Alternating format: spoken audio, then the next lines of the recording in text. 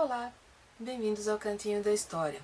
Esse episódio vai para o Tiago Cardoso, que me pediu para falar sobre o livro do Jean Delumeau, A História do Medo no Ocidente, que é um livro bem interessante. É um livro de história das mentalidades. É um livro de longa duração. É um daqueles livros em que a arte narrativa do autor leva você a se perguntar, a formular e a repensar muitos dos seus conceitos, muitas das suas convicções. O registro temporal escolhido vai de 1300 a 1800. Isso significa que vai do século XIV ao século XVII. São 4 séculos. A história das mentalidades é uma daquelas tendências historiográficas que suscita amores e ódios, como eu já falei mais de uma vez aqui. Não porque seja superficial, muito pelo contrário, é uma história extremamente bem embasada, mas porque está lidando com uma boa parte do imaginário do ser humano. E as leituras que fazemos do imaginário variam. Alguns atores se atêm mais à relação da história com a antropologia, outros se atêm mais a uma relação mais próxima à psicanálise. No caso do Jean Delumeau, ele meio que oscila, mas como ele é um historiador da religião, muitas das suas leituras estão mais próximas da antropologia que da psicanálise em si, por mais que ele se esforce em ter uma leitura mais técnica. Eu gosto desse livro e há muito tempo que eu não o lia. Eu li umas partes dele durante a graduação. Acabei comprando esse exemplar de bolso porque os meus textos, meus xerox de mais de 20 anos atrás já estão impraticáveis. E eu reencontrei nesse texto algumas questões que me chamaram a atenção. Uma delas é a preocupação do autor de ligar sempre o particular ao geral e de transitar entre o micro e o macro de uma maneira racional, com método, com cuidado. Eu considero esse tipo de autor um privilégio, porque muitas vezes quando pegamos obras que têm um registro tão longo, o autor acaba recorrendo a generalizações o tempo todo. E chega um momento em que você se pergunta, mas será que? Porque não dá para fazer história apenas com generalizações. E o que eu adoro no Jean Delumeau é que ele abandona esse método sempre que a generalização está perdendo de vista o singular, e ele volta ao singular para depois retornar. É quase que uma relação dialética entre o sujeito e a estrutura. Isso que torna o livro tão interessante, que embora ele seja de 1978, e se encontre datado em muitos aspectos, ainda assim é um livro que se defende bem, é um livro que vale a pena ler. Como você sabe, Tiago, eu não resenho o livro, a minha ideia é que vocês leiam. Então eu separei duas ideias que considerei interessantes. Jean Delumeau define o medo, e define o medo a partir da cultura, define o medo a partir da psicanálise e define o medo a partir da religião. E partindo dessas definições, ele vai analisando quais são os medos nessa passagem da Idade Média para a Idade Moderna. E não são poucos. Ele trabalha com a questão da peste, trabalha com a religião como forjadora de medos.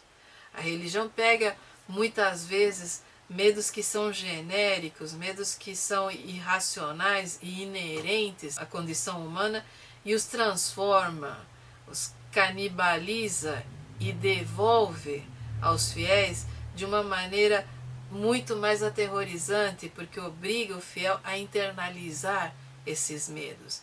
E essa é uma sacada genial, porque há um trecho belíssimo em que ele se refere ao medo do mar. E é interessante que o mar sempre foi associado ao desconhecido, desde as mais antigas manifestações literárias. O mar, em Homero, por exemplo, é povoado de monstros, de sereias, de tempestades medonhas, de tudo o que, como diria o Zé Ramalho, faz o homem se desenganar. O mar aterrorizava o homem medieval. E a igreja pega esse mar e transforma esse mar numa metáfora dos abismos que habitam o ser humano e o torna muito mais assustador, porque em um determinado momento o que assusta mais o ser humano já não é esse mar imenso, já não é a peste que bate à porta, já não é a guerra, e sim os seus próprios abismos de danação, pecado e tentação. Veja que tema interessantíssimo, veja que reflexão interessante de pensar na igreja como a forjadora dos medos desse homem medieval. Muitos medos estão lá, o medo do escuro, o medo da noite, o medo dos lobos, o medo das doenças desconhecidas, e no entanto, a religião num determinado momento se torna um fator de opressão tão grande que o homem internaliza esses medos todos em nome do pecado, em nome de Satã, em nome da tentação, em nome de tudo o que é tão subjetivo que somente poderia assustar uma criança e, no entanto, aterroriza os homens adultos. Do mesmo modo que a fantasia povoa o mar de seres imaginários terrivelmente monstruosos, as terras longínquas, a geografia que não se domina desse mundo em ebulição, também é povoada, e os medos que o ser humano tem no dia a dia são projetados na distância e aumentados e transformados em monstros. Porque o monstro, na mentalidade medieval, não é o mesmo monstro que nós conhecemos hoje. A palavra monstro em si vem de montra, e montra tanto pode ser o mostruário onde se exibe alguma coisa, quanto a própria coisa exibida. Um monstro era um sinal de Deus, era Deus exibindo seu poder e informando que alguma coisa ia acontecer. Então, quando alguém nascia extremamente deformado, quando um animal nascia com duas cabeças ou com más formações de qualquer tipo, aquilo era um sinal de Deus.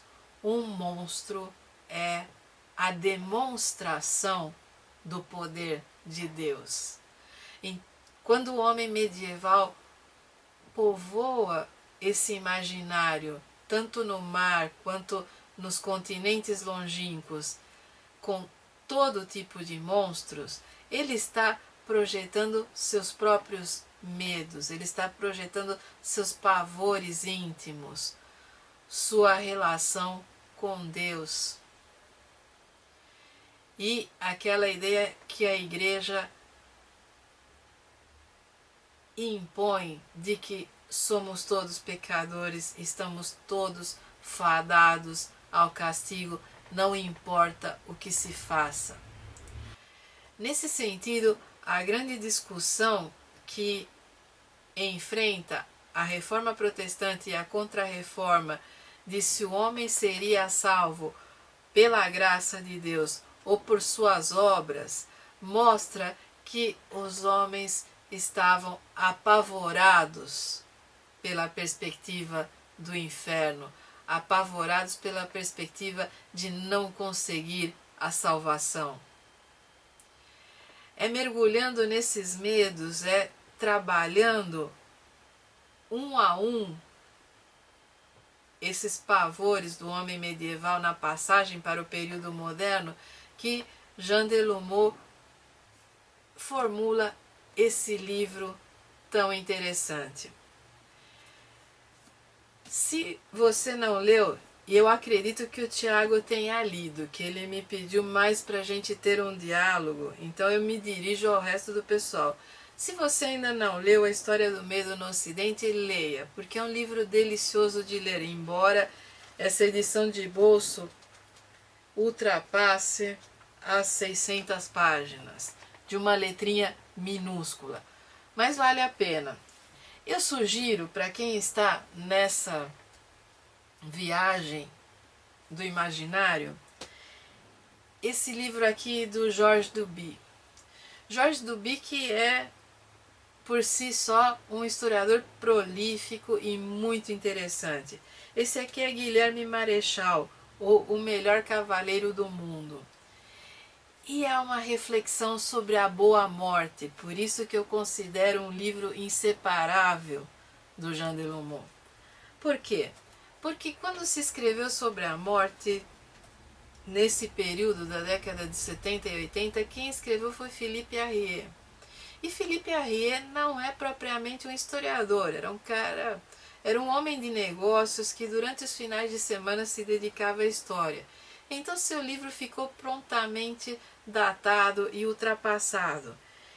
Esse do Georges Duby sobre o Guilherme Marechal e o ato de se fazer um testamento e de se ajustar contas e de morrer como Deus manda no seio da família, distribuindo seus bens, perdoando seus inimigos e em paz com suas obrigações, ou seja, a boa morte.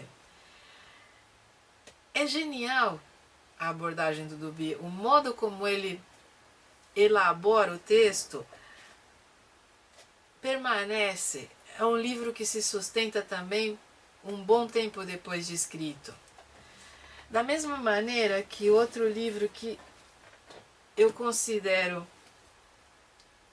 correlato a esses dois e que é bem anterior é Os Reis Taumaturgos do Mark Bloch. E eu já falei dele mais de uma vez, eu já falei sobre os reis que curavam escrófulas.